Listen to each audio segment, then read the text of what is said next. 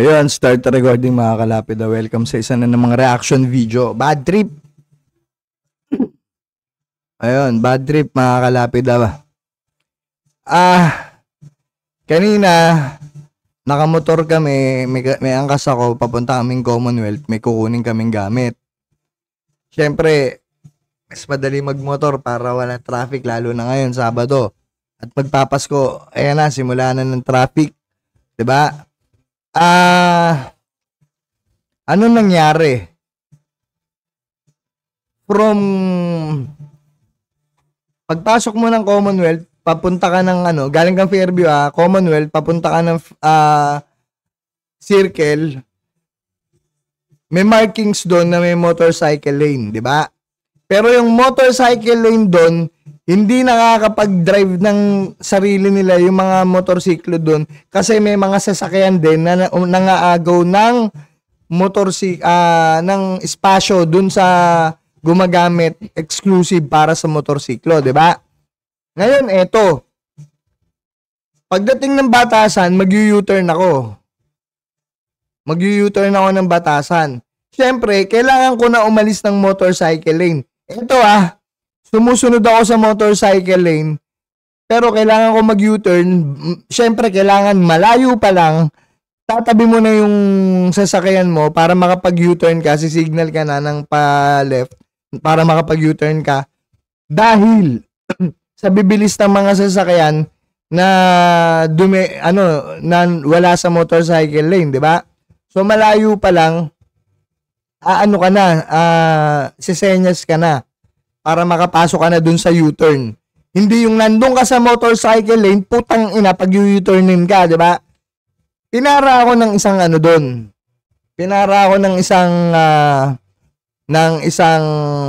ang tag dito, hindi ko alam kung MMDA o taga LGU ng QC. Basta blue yung uniform nila. Di ba? So, pinara. Lisensya. Sabi ko, ano violation ko? Wala kayo sa motorcycle lane, sir. Wala kayo sa motorcycle lane, sir. Pero bago ko sabihin yung argumento ko, pakinggan nyo muna to, Speaker, Madam Sponsor, sa ipinatutupad ng MMDA na exclusive motorcycle lane sa Commonwealth Avenue, successful po ba ito? Hindi. At mas naging ligtas ang mga riders na dumadaan dito? Commonwealth, Commonwealth. Mr. Speaker, my dear colleague, opo, bumaba. Commonwealth yan, Dumadaan po ng Commonwealth. Magulo po. Lalo na bagong asfalto ngayon, wala ring mga road marks. Commonwealth to, tanong ni Colonel Busita, ni Congressman Busita na. Okay? Wala pong ngayon, markings dito sa pa northbound. Papuntang SM Fairview, walang markings kasi bagong asfalto. Pero yung southbound, yung papuntang Circle, hindi rin nasusunod yung motorcycle lane. Sinabi ko sa inyo hindi nasusunod yung motorcycle lane. Sabi ko sa inyo dahil siguro once or twice a week ako dumadaan ng Commonwealth, 'di ba? So alam ko yung pasikot-sikot ng Commonwealth. Alam ko kung saan mag-U-turn, alam ko kung saan ako dapat pumwesto. Kaya buwa ka ng mga mga enforcer yan, namimera. Mamaya kakwento ko sa'yo, pakinggan pa natin to. Ang gulo po, lalo na ng mga bus po. Okay? Kaya po ang dami aksidente din dyan. Killer highway din yung Commonwealth na yan. Tuloy. May report na bumaba po ang bilang ng mga aksidente po rito. Parang hindi. On hold po ang implementation dahil nabura po ang markings dahil nag-asfalto po ang DPWH. Pero ibabalik naman po kaagad. Thank you, Mr. Speaker. Thank you, Madam Sponsor. So, saan nyo po magkaka-traffic ulit? Kasi nung nag-asfalto, grabe traffic. Tuloy. Mr. Speaker, Madam Sponsor, may motorcycle lane din ba sa EDSA pero hindi exclusive at hindi rin ito na ipapatupad dahil alam ng MMDA na hindi dapat hulihin ang mga riders na lalabas sa motorcycle lane habang labas-pasok naman ang ibang mga sasakyan. Tama po ba, Madam Sponsor? Mr. Speaker, my dear colleague, wala pong motorcycle lane sa EDSA. Sa EDSA? Wala daw. Mr. Speaker, Madam Sponsor, mayroon pong motorcycle lane along EDSA. Oh, meron. Bang! Mr. Speaker, my dear colleague, nung araw po yun, pero hindi po siya Nung araw na lang. Pero hindi siya. exclusive. Ngayon, nilulusot. Okay, babalikan natin yung Commonwealth. Yes, Exclusive. yung po ang tinatanong Hindi daw exclusive. natin. Mayroon doong motorcycle lane pero hindi pinapatupad ng MMDA dahil alam po nila na hindi tama na hinuhuli ang mga riders na lumalabag habang labas-pasok ang ibang mga sasakyan. Tama po? Yes! Mr. Speaker, my dear colleague, hindi po siya necessary na Iba yung na tanong. hindi pinapatupad. Sinuspend na po dahil po may mga kinukonsider po Sinuspend kasi magulo po. efficiency, Mr. Speaker. Tulad Thank you. ng... Thank you, Madam Sponsor. Dapat sinagot mo na kung ano yung mga pinag-uusapan na yun. Mga efficiency na yun. Ang mga bicycle riders na dumadaan sa kahabaan ng EDSA Oh. at sa iba pang mga lugar sa Metro Manila Oh. ay ligtas sa aksidente at disgrasya dahil mayroon silang sariling bicycle lanes. Tama po ba, Madam Sponsor? Mr. Speaker. Mr. Speaker, my dear colleague, tama po. Pero programa po Tama po. Sa EDSA na to yung bicycle lane. So may mga dumadaan bike, motor, may talaga tuloy natin. Kung ligtas sa aksidente at disgrasya ang mga bicycle riders dahil mayroon silang sariling bicycle lanes, Yes. naniniwala po ba ang MMDA Oh. na mas magiging ligtas din sa aksidente at disgrasya ang mga motorcycle riders Naniniwala ba sa kahabaan ng ang EDSA MMDA? kung ang existing motorcycle lane dito ay istriktong ipapatupad bilang exclusive motorcycle lane? Ako, naniniwala ako na magiging ligtas. Kung ipapatutupad yung exclusive. Pero hintayin natin yung sagot Mr. Speaker, Madam Sponsor. Mr. Speaker, my dear colleague, dahil nila. Thank you, Madam Sponsor. At ilan ang other vehicles excluding buses Balikan na dumadaan natin sa yung kahabaan sa Commonwealth. hindi pinapatupad ng MMDA dahil alam po nila na hindi mayroon doong motorcycle lane. Kung ang tinatanong Hindi daw exclusive. Araw na lang. Pero hindi siya exclusive yes, exclusive. kung ang tinatanong Hindi daw exclusive. Nung sa EDSA, wala daw. tama po ba? Hindi daw sa EDSA pero hindi WH. Pero ibabalik naman po sa bilang ng mga accident. Wait lang. Kaya po, ang gulo po. Hindi rin na SMF. Ang mga magulo po. at Hindi. mas naging ligtas ang mga riders na dumadaan dito sa Commonwealth Avenue. Sa ipinatutupad ng MMDA na exclusive motorcycle lane sa Commonwealth Avenue. Successful po ba ito? Hindi. At mas naging ligtas ang mga riders na dumadaan dito? Commonwealth Commonwealth. Mr. Speaker, my dear colleague, opo, bumaba Dumadaan po ng Commonwealth. Sige, bumaba. Commonwealth to. Busita na. Okay? Pa northbound. Papuntang SM Fair. Yung papuntang... Ang gulo po. Lalo na highway din yung bilang ng mga Commonwealth na yan. Tuloy. may record po, mga report na bumaba po ang bilang ng mga aksidente po rito. Parang Although, hindi. on hold po ang implementation dahil nabura po ang markings ng Naka-hold on po ang implementation. Tandaan nyo Dahil nabura ang markings dito sa Commonwealth. Pakinggan nyo Parang although, hindi. on hold po ang implementation dahil nabura po ang markings dahil nag-asfalto po ang DPWH. Okay, eto na po. Eto na yung kinabubuisit ko. Pinara ako, ang violation ko, motorcycle lane. Ba't ba hindi ko naalala itong content ko? Diba? Ba't ba hindi ko to naalala itong content na to? No? Na suspended yung implementation niya dahil kulang-kulang yung markings. Okay? So nakipagtalo ko, alam mo kung saan. Nakipagtalo ko na sinabi ko, bakit hindi yung mga hinuhuli nyo, yung nandun sa loob ng motorcycle lane. Ako, mag-u-turn na ako, kailangan ko ng bumuelo, hinuli nyo ako. Diba? Tapos, eto na ngayon, si mamang, siyempre, eto muna. Number one technique kasi pag nahuli ka. Halimbawa, tatanungin mo muna kung ano yung violation mo, diba? Bago ka magbigay ng lisensya. Tanungin mo muna, bakit kayo hinuhuli?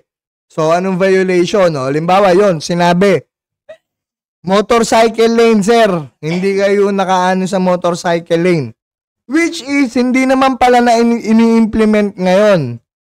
'Di ba? Dahil sa pag-aspalto, okay? Ando na tayo. Hindi ini-implement. Pero hinuli ako. Eto. Sabi sa akin nung ang tawag dito, nang nanghuli sa akin. Sir, tutubusin nyo to, 500 to. Sabi ko, anong 500? Sabi ko, anong 500? Tapos sabi ko, saglit lang ha, may tatawagan ako kasi taga City Hall din ako, Quezon City Hall. May tinawagan ako. Sabi ko, ano ako sa City Hall, contractor ako ng Quezon City Hall. Sabi ko, may tatawagan ako sa City Hall mismo. Kung hindi yung Little Mayor, gusto ko nga sabihin, si Ralph Tulfo dahil kasi barangay ng Commonwealth sa Batasan, di ba? Gusto ko sana mag-name drop ng Ralph Tulfo Sinabi ko na lang, doon ako nagtatrabaho kasi may project ako sa City Hall. Hindi sumasagot yung tinatawagan ko. Pero syempre, mukhang natakot siguro yung ang tawag dito, yung tao na humuli sa akin.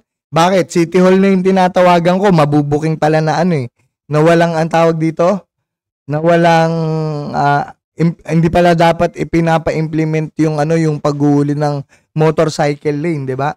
Putang ina. Yung iba nga takbo 80, 90, 100. Pero ang speed limit sa Commonwealth 60. Ba't hinuhuli ba nila? Hindi. Tapos ako, bait-bait ko mag-drive 60 sa Commonwealth, nasa motorcycle lane. U-turn lang ako dapat kasi mag-U-turn na, kaya kailangan ko na mag-signal lang ng right. Hinuli ako dahil wala daw ako sa motorcycle lane. Makatarungan ba yun? Hindi makatarungan yun. Diba? So, eto, napag-isip-isip ni mamang nanguhuli. Kasi tinignan ko yung yung patch niya dito, tsaka yung name tag niya habang may tinatawagan ako sa cellphone kanina Siguro na pag-isip-isip niya na putang ina, sasabit ako. City Hall din pala to. Baka sa prosecutor, kay Prosecutor Philip ng ang tawag dito. Hindi ko na babanggit yung apelyido ng Quezon City baka doon yan, puta, masabit ako, tanggal ako sa Quezon City, di ba? Kasi unang-una, mali na yung ginagawa nilang panguhuli. So ngayon, eto, itatag ko dito si Colonel, si Congressman Bosita. 'Di ba?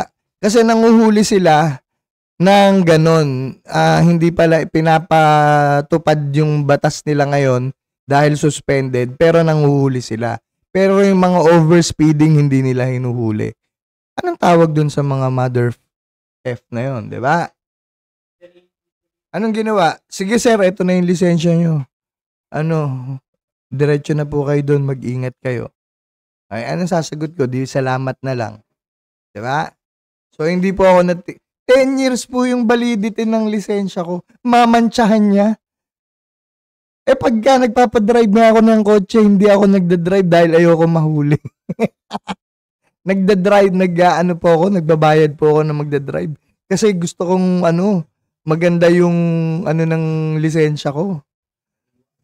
Walang huli. 'Di ba? Lalo na kung yung mga bandang lugar ng Makati, pag hindi mo kabisado yan, putres, ubos-ubos ka dyan sa huli. So, ang ginagawa ko, nagpapadrive lang po ako. Ayan. Yung mga kabisado kong lugar, at saka yung mga malalapit, lalo na ngayon ma-traffic, mamotorin mo lang yan. 'Di ba? So, anong aral na natutunan natin dito? Dapat talaga maalam tayo sa batas. 'Di ba? At least kahit papaano hindi ako hindi ako bumigay dun sa sige, tikitan nyo na ako. Bakit? Tangina, wala Nasa lugar naman ako Alam ko na alam ko na dapat na ako mag-U-turn, kailangan ko na mag-signal ng left. Papuntang Batasan, 'di ba? So anong tawag sa ginagawa nila?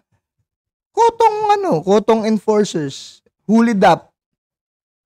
'Di ba? Yung mga hulid up ba yan? Dapat bang yan?